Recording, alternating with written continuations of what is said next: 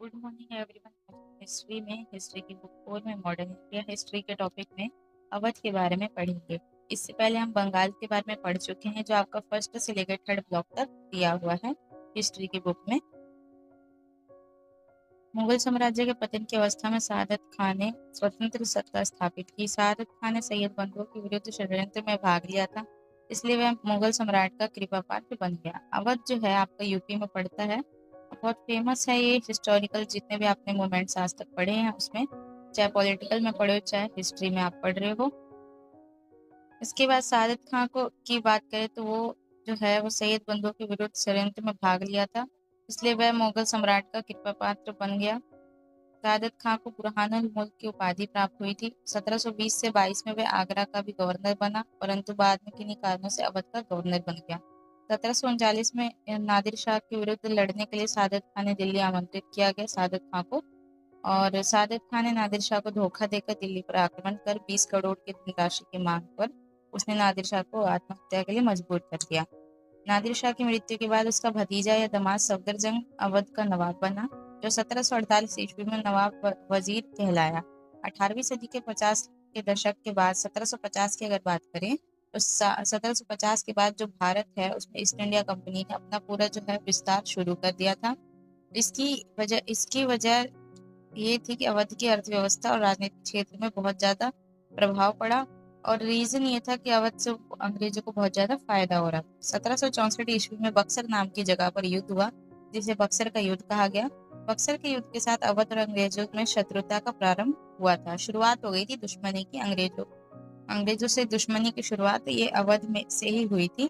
बक्सर का जब युद्ध हो गया था तब बक्सर के युद्ध में अवध के नवाब शुजा-उद-दौला, मुगल शासक शाह आलम और बंगाल के मीर कासिम की मिली जुली फौज को अंग्रेज ने हरा दिया था।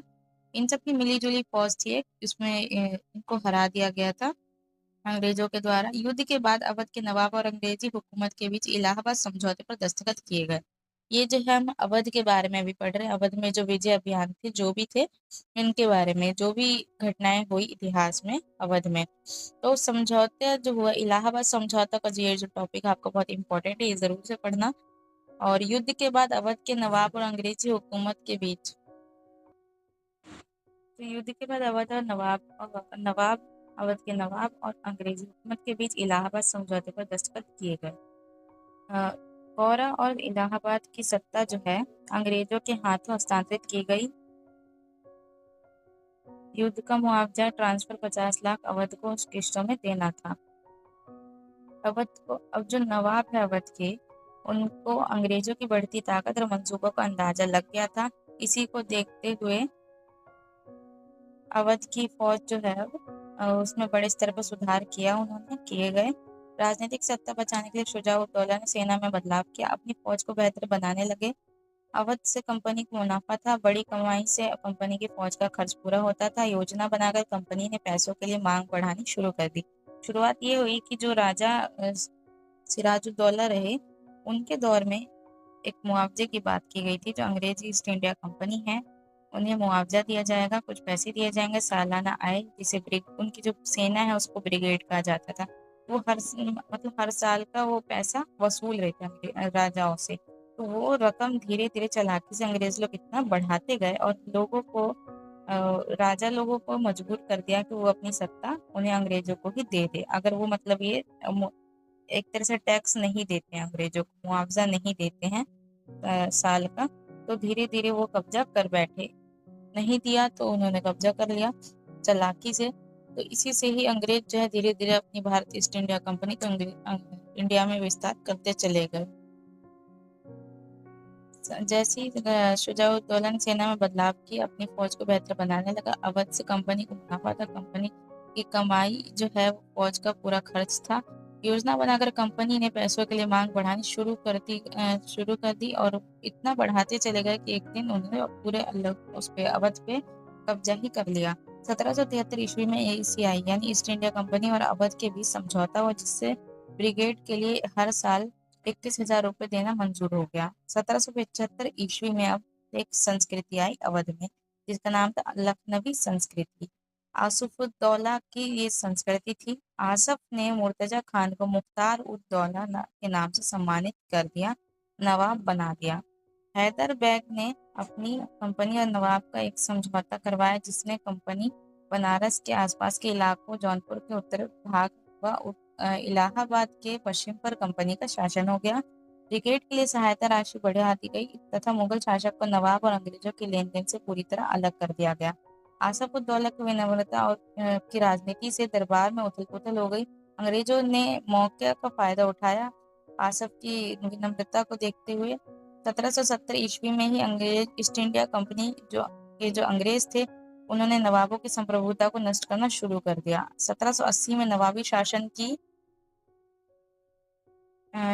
की अतिक्रमण से पहले विरोध प्रदर्शन की घोषणा की अंग्रेजी सेना ने। 1784 में वॉरेन हेस्टिंग्स ने जो किया, उसके ऊपर आपको चैप्टर 6 में पढ़ने को मिलेगा कि वॉरेन हेस्टिंग्स कौन था, उसने क्या क्या किया, उसके क्या क्या प्रभाव रहे भारत पर। 1784 में वॉरेन हेस्टिंग्स ने आसफ के साथ मिलकर नए नियम स्थापित किए। 15 साल तक अवध का शासन अधिस्थापित रहा।